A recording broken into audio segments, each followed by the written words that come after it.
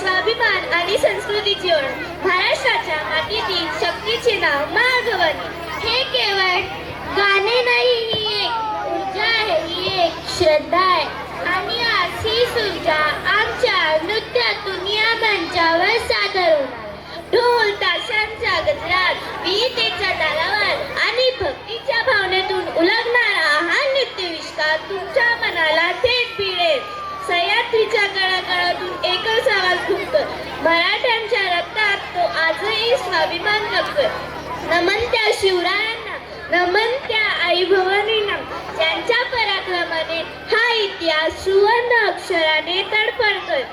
चला तर मग माय भवानीच्या नावाने टाळ्यांचा गजरात आमच्या दमदार साजरी करणार स्वागत.